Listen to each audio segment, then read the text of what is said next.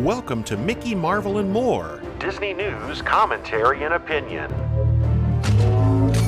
From theme parks to Thanos and from Skywalker to Skyliner, my family and I will discuss it all. So let's go. Please stand clear of the doors. Por favor, manténganse alejado de las puertas. Hello, Mark here, and welcome to another episode of Mickey, Marvel, and More. And this isn't just some run-of-the-mill episode. This is our summer Walt Disney World trip, and we are down here in Florida, staying at Disney's Riviera Resort. I'm here with Laura, as always, and joining us this trip is Parker and his girlfriend, Isabelle.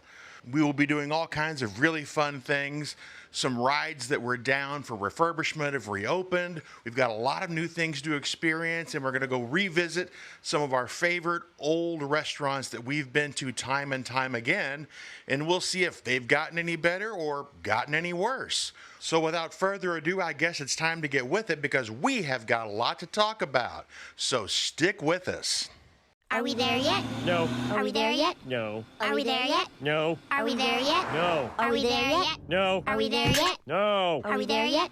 No. Are we there yet? No. Are we there yet? No. Are we there yet? Are we there yet? You little... Homer, I think we're there. Woohoo!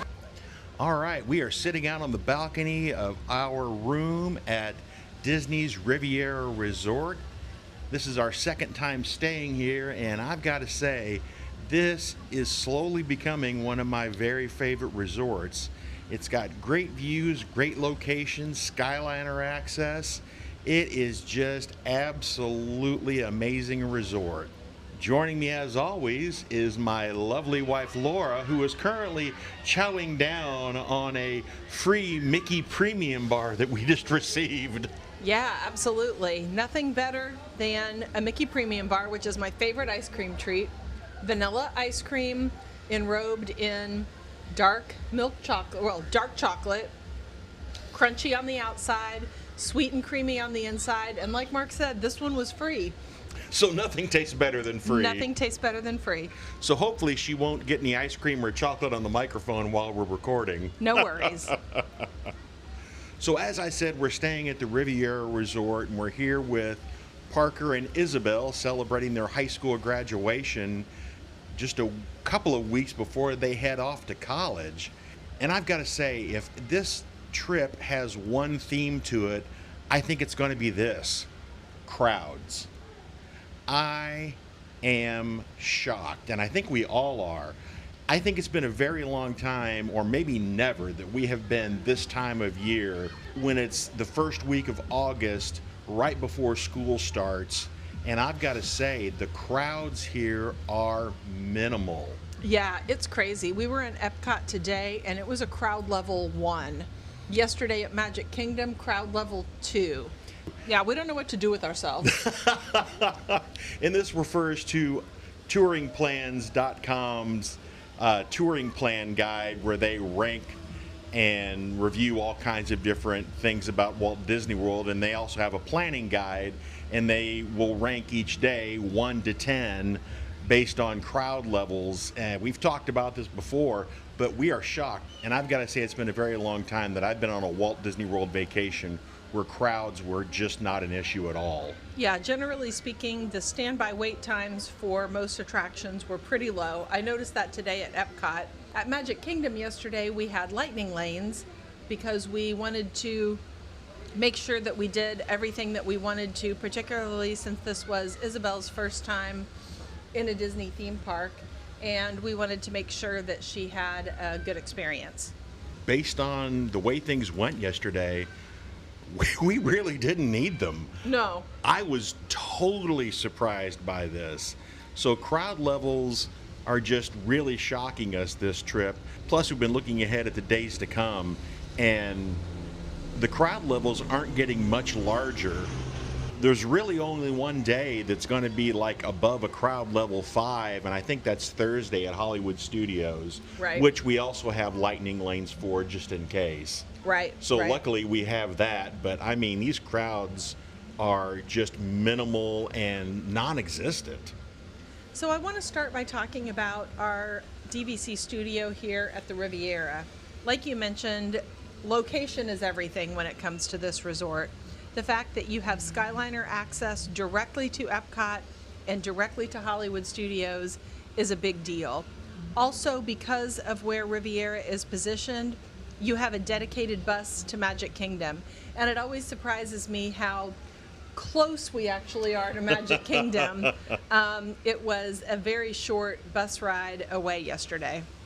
I'm also always really surprised when we're in this area of the resort and just how densely packed the distance between the resorts actually is. Because we are directly across the water from Caribbean Beach, and Old Key West is just about less than a quarter of a mile to my right. And these are all right next door to each other, and I guess I just always forget that. And Disney Springs is just over the tree line over there. Yeah, it's all pretty close together. One of the things that I really like about the Riviera Resort is that it's very quiet. It is understatedly elegant. Yeah. So while the Grand Floridian is sort of in-your-face elegant, Yes. in contrast, I would say this one is more of an understated elegant. It's very pretty, it's very elegant, but in a quiet kind of way, which I really appreciate. I find that this resort has a very relaxing vibe and is very pretty without making you feel uncomfortable. Yeah, I always felt like I was going to break something when we were at the Grand Floridian. I felt like I was at like maybe my grandmother's house, and I was sitting in the white living room where I was not allowed to touch anything. Right. Desperately afraid that I was going to get the carpet dirty. But you definitely don't get that feeling here. And the studios here at the Riviera are really nice. One of the reasons we chose it is it can sleep 5.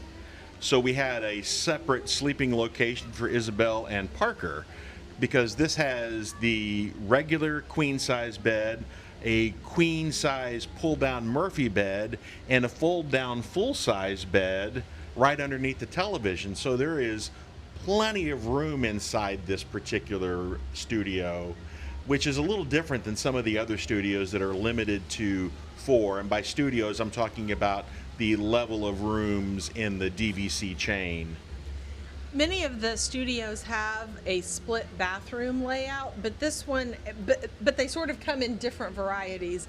And this one has the split bathroom layout that I think makes the most sense, where you have a shower and sink in one half of the bathroom, and then there's a dividing door, and then you have the toilet and another shower in the other half of the bathroom. So I think having the 2 showers is key, and that's not always the way that the split bathroom design in a DVC studio works. Right. In particular, when we stayed at the Grand Floridian over spring break, the particular building we were staying in was a converted hotel room version of the Grand Floridian. So they just took a regular hotel room and turned it into a studio. So it was even smaller than a regular studio at most of the other resorts. And of course, you know, we talked about this on our last Boots on the Ground when we stayed here at spring break, talking about how there are 2 different levels of studios at the Grand Floridian, which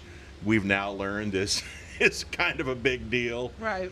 But the split bathroom situation here is very similar to the split bathroom situation at the Polynesian Resorts studio level DVC rooms, where they have a shower in both halves. Plus, they have the ability to comfortably sleep 5. So if you're looking for a spacious studio or a spacious space that doesn't cost as much as a 2-bedroom DVC room, either through points or by spending cash for it, definitely look at the studio locations at the Polynesian and here at the Riviera. So as we mentioned earlier, this is Isabelle's very first time in Walt Disney World. And I've got to say, it's really, really cool to see Walt Disney World for the very first time through somebody else's eyes. Yeah, it's been a lot of fun to see her excitement, her enthusiasm, and it's also interesting to see which things what she sort of takes away from a ride, which Right. things she likes and which things she doesn't. Yeah, and she was a little bit risk averse when it comes to attractions, Yeah. a little concerned about things, and she has really surprised herself because she stepped out of her shell and decided that she was going to tackle some things that she might have been afraid to do. The only no-goes were no going upside down and no big drops where your tummy feels like it goes through the ceiling. Right, right. But she has been having a fantastic time on things she never thought she would ride before. Yeah. And a couple of those things were actually sort of first-time things for us because for the first time in a long time, 2 key attractions have reopened in the Magic Kingdom. One of them being Big Thunder Mountain and the other one being Buzz Lightyear's Space Ranger Spin. So how about a quick review of what we think of the changes of Big Thunder Mountain? Sure. So Big Thunder Mountain's major changes come in the indoor parts of the roller coaster. So these are the scenes that you are going through typically either when you are going up one of the 2 lift hills or as you are coming again in those interior chambers.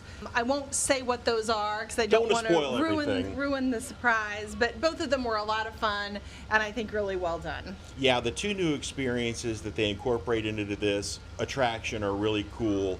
I don't know that they added a ton to the attraction or really changed my opinion of the attraction.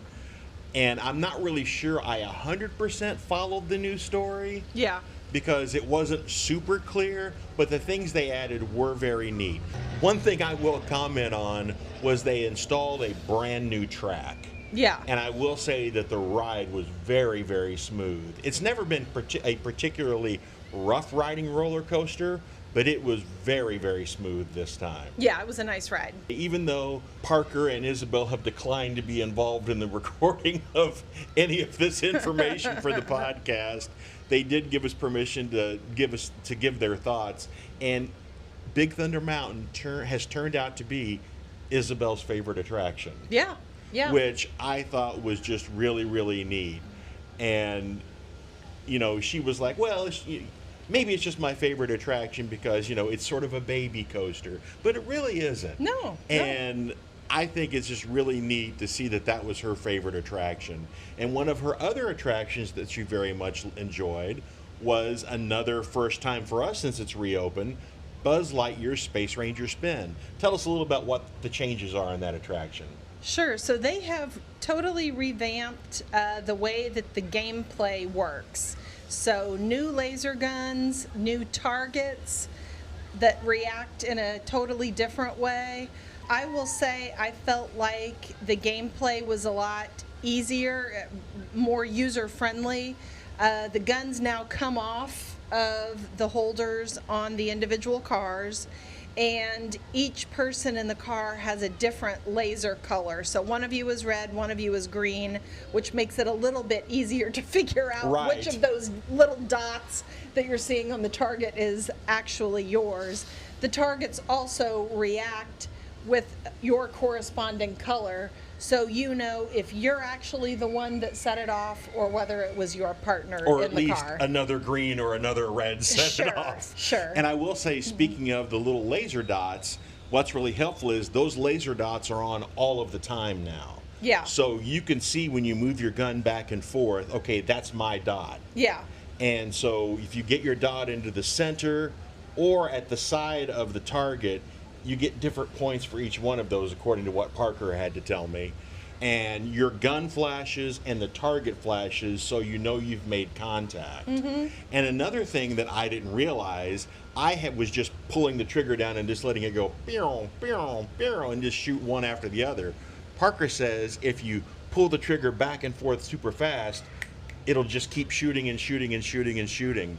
And so when you go into that room where you've got the big movie screen dome that you go through in the tunnel, it used to be that there was nothing to really shoot at in that room, but now if you shoot at the targets on the movie screen, they react to your gun. And he said to me that he got 300,000 points just in that room. I can believe it. Which I thought was pretty amazing. He ended up with the highest score I've ever seen on Buzz Lightyear, which was 889,000 some. Isabelle also ended up with 300,000 plus points, which good for her as a first timer. You and I, even though we've played the game for years, we were still down in the 200,000. So what do you know? Well, I'm going to try to employ Parker's multiple trigger pull scenario, and in the big tunnel room, you don't have to aim for the Z's, which has always been the case. You just aim for the target on the screen, and eventually if enough of the lasers hit it, it explodes, and then everybody gets points for the destruction of whatever spaceship or flying saucer was up on the screen. So I think we'll wrap this up for now and come back with you later and talk a little bit about a few of the places we've eaten at. Yeah. Since we have started this boots on the ground summer Walt Disney World trip report. We'll see you in a little bit. Oh, wait a second, please don't go. 4 combos, extra bacon on the side, 2 chili cheese samplers, a basket of liver and onion rings, a catch of the day, and a steak cut in the shape of a trout. You got all that, honey? 3 liquors wearing pants, plate of hot air, basket of grandma's breakfast, and change the bull to a gill. Got it. Okay, we are back with some more of our boots on the ground Walt Disney World summer trip report. And this time we're going to talk about a few of the places we've eaten this week so far. We went back to some greatest hits so we could show Isabelle some of what we considered the best of the best of places to eat here in Walt Disney World.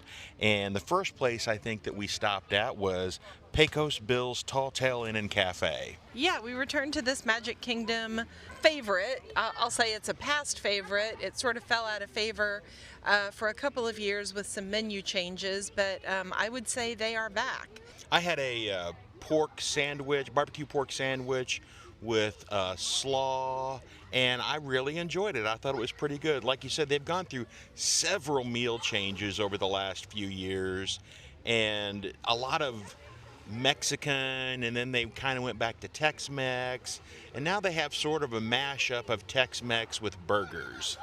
But Yeah. My pork sandwich was really pretty good. It was really solid. Parker and Isabelle, I think, both got the bacon cheeseburgers, and they were both good burgers.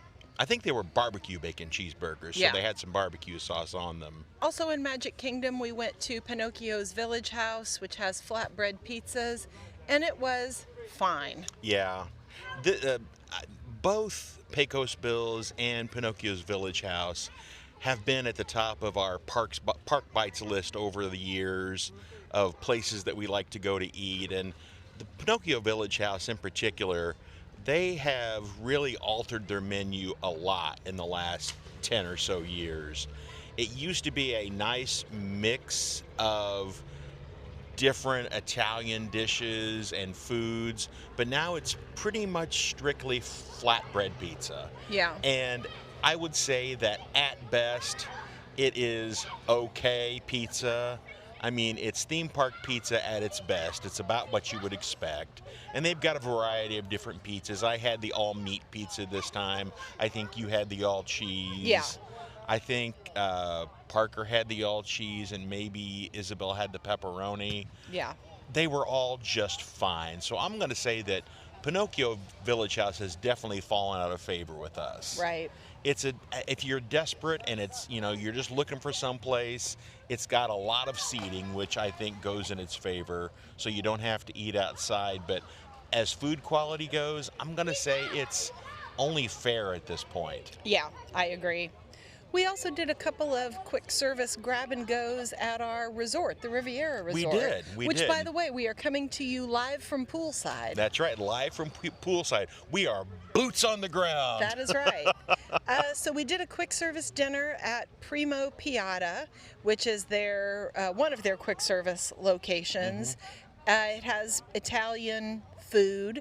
I had a ham and cheese panini, which was fine. Isabelle had a pepperoni flatbread, which she said was pretty good. And I think you and Parker both had some kind of calzone sandwich. It was the meatball sandwich. Oh, that's right, the meatball sub. It was a huge meatball sub. And I've got to say, It was pretty decent. Now, granted, we had just gotten to the resort after a long day of traveling. It was probably 10 o'clock at night, and I'm pretty sure all of us were starving. Yes. So there's a good chance almost anything we ate was probably going to be okay. But I've got to say, the food was pretty decent. We also did a quick service breakfast this morning from La Petite Cafe. Yeah, we did a little grab and go things. The kids went down and picked up a few things for us. And I think everyone's pastries were very good.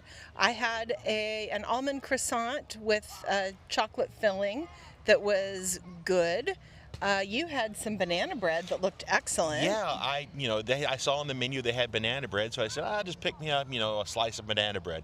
I was expecting something similar to what you get at Starbucks, which is just a big slice of banana bread. But this was a little tiny mini loaf, and the banana bread had chunks of chocolate in it. And it was really, really good.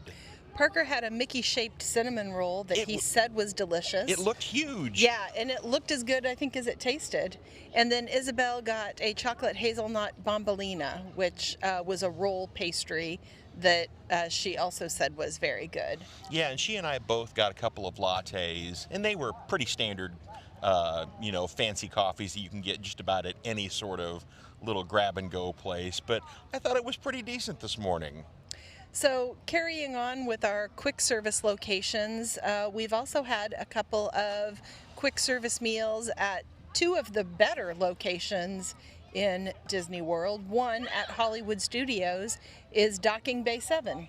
Yeah, Docking Bay 7 Food and Cargo has always been at the top of our list of grab-and-go locations in Hollywood Studios. And I've got to say, I think they're still pretty decent, but I feel like they've backslid just a little bit. Well, they've kind of given up on trying to do the space-themed creative foods, and they've gone with a little more standard fare. Yeah, I think, right, I agree. I did have pork ribs, which were very good.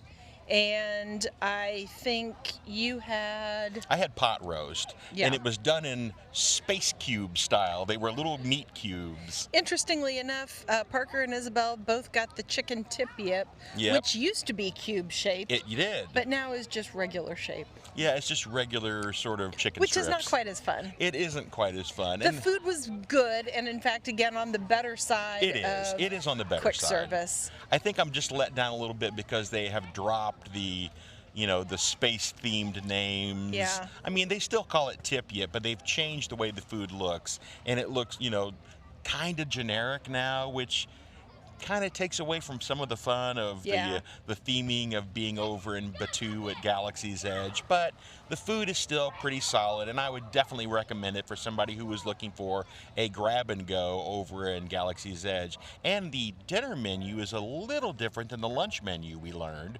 We were there for dinner this time, and Ronto Wraps is another location that exists in Galaxy's Edge, but it closes early in the evening. So one of the menu items over at Docking Bay 7 after a certain time period, I don't know if it was 5 or 6 o'clock when Ronto Wraps closed, they have a Ronto Wrap on the menu.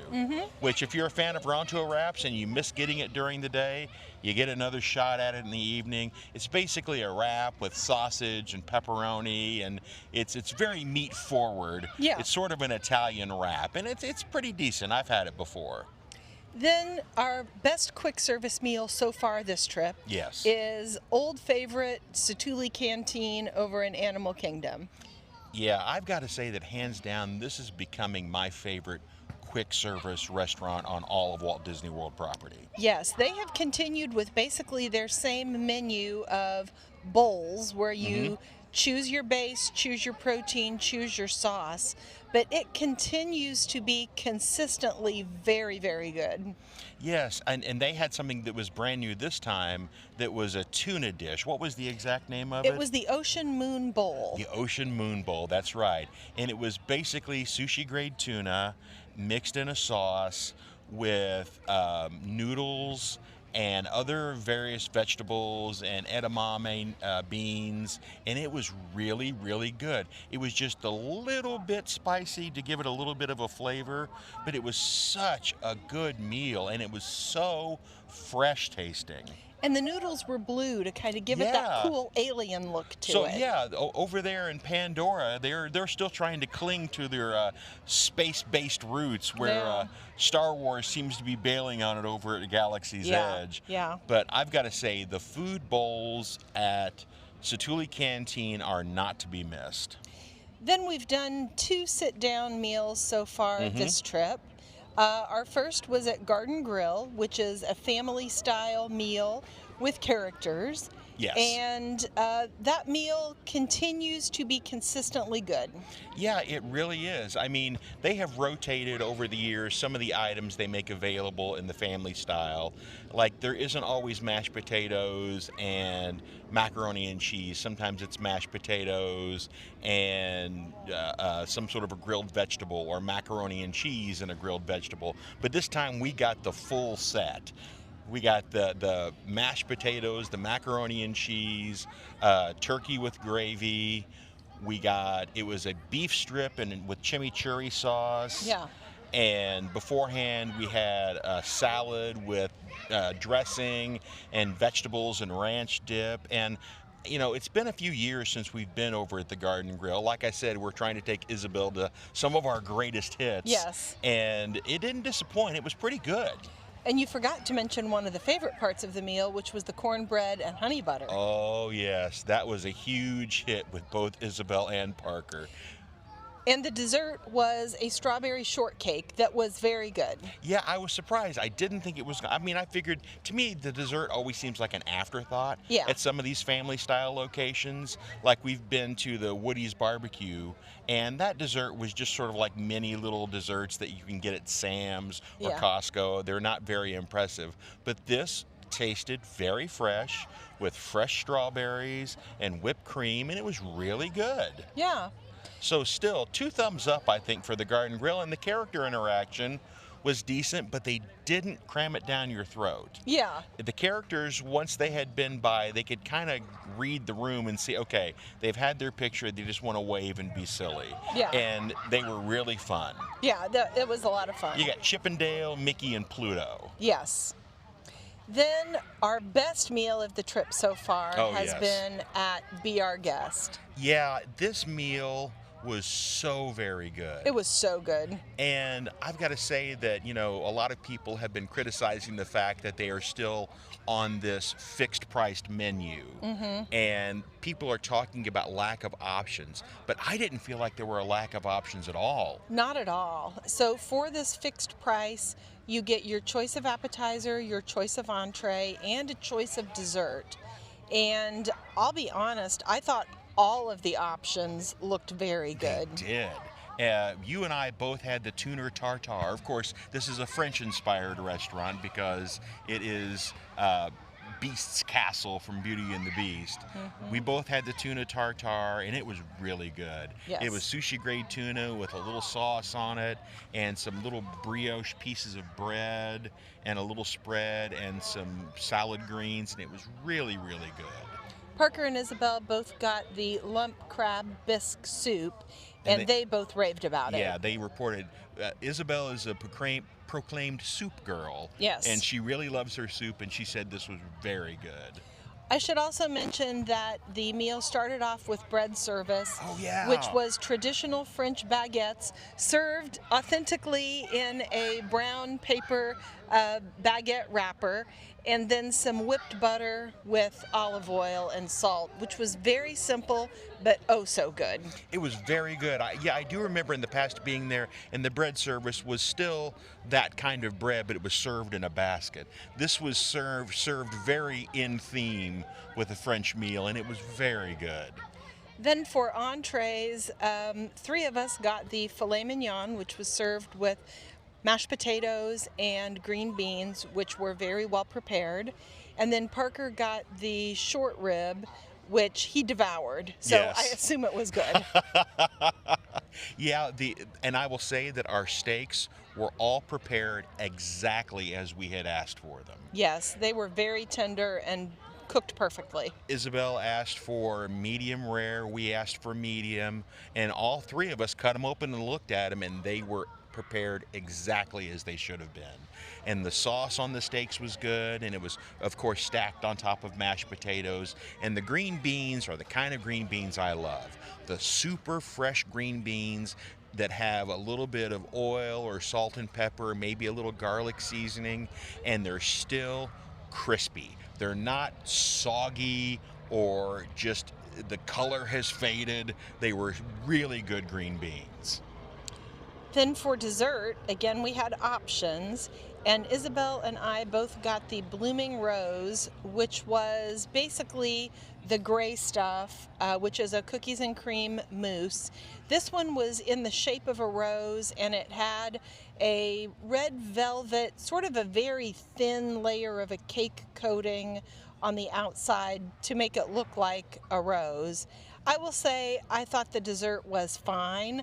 I was pretty full at that point. It was a very good mousse, but I have had the gray stuff before, and I just kind of thought this was nothing special. Yeah.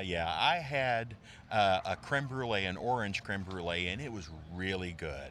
It was prepared in a way that I've not had creme brulee prepared before. Normally it's like in a little dish, a little ceramic dish, but this was in a like an edible crust bowl. It was a tart shell. Oh, and it was so very good. Parker had the gray stuff on top of a brownie, and I had a bite of his, and honestly, that was the way to go. That was the dessert that I should have gotten. Isabelle did enjoy her rose, though. Yes. And the rose had little gold fleck accents on it, which was kind of fun. Yeah. And I've got to say, it was all presented well. The food was presented well. Our waiter was amazing. Yeah, he did a great job. It reminded me very much of the quality of waiters that you receive on the Disney Cruise Line. Mm-hmm. He was very attentive. When he saw that we were still eating our appetizers, he had them take the main course back until we were done. Mm-hmm. He said, I do not want you to feel rushed. Yep. And then he took a big break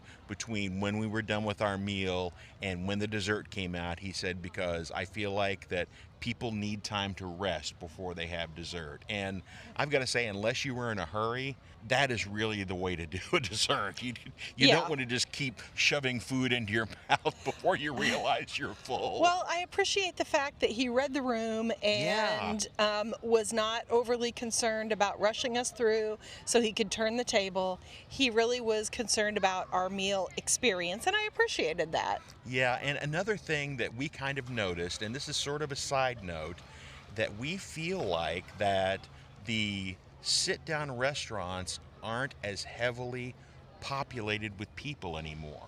We were surprised, particularly when we were at Be Our Guest, that it was less than half full. Yeah. When we were there on straight up at noon. For lunch. Yes, we were having lunch straight up at noon.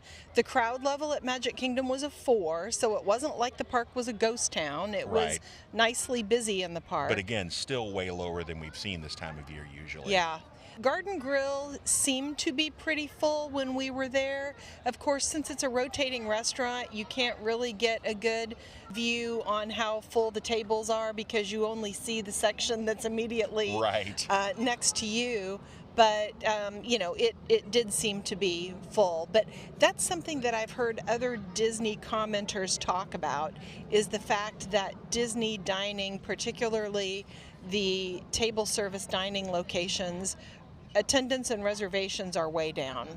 Yeah, and I believe the prevailing theory is paying for lightning lanes. Yeah, families that are coming here on a budget have to decide how they're going to spend their dollars, and they've made a decision that if they've got to pay for lightning lanes, that's where they're going to spend their money, and that table service dining is what's going to take the hit. Yeah, I mean, the counter service places seem to be as trafficked as they ever were, but sit-down places in general seem to be taking the hit when it comes to the Disney dollar being spent. And that just goes to show you just how much the prices have raised over the years for a Disney vacation. So, you know, you get your medium income family, they've got a budget, and there has to be a cut made somewhere. They want to take advantage of the lightning lanes because they want to be able to ride all the rides, and a lot of people can't afford the longer trips now, so they're taking shorter trips. Yeah. And they're using that extra cash that they would have they might have spent on more Disney hotel time to pay for lightning lanes, and then spending the last couple of days of their trip maybe at the ocean somewhere. And I think that's where the money is being spent. So that's a little summary of our Disney dining so far. We'll give you another update as the trip goes on, but that's the update for now. All right, we'll talk to you in a little while. Thanks so much for joining us for the first half of this Walt Disney World Boots on the Ground Summer Trip Report. And as always, a big thank you goes out to Laura for hanging out with me and sharing all of our Walt Disney World Boots on the Ground Summer Trip Report stories with you. And also a thank you to Isabelle and Parker for letting us share their stories with you. We have so much more to talk about in the upcoming episode, more brand new first-time experiences, more eating locations and fresh reviews of those locations. We have so much more to come, so be sure you don't miss out. As always, if you enjoyed this episode, my name is Mark, and this has been Mickey, Marvel, and More. If you didn't, who am I kidding? Of course you did, because we're in Walt Disney World.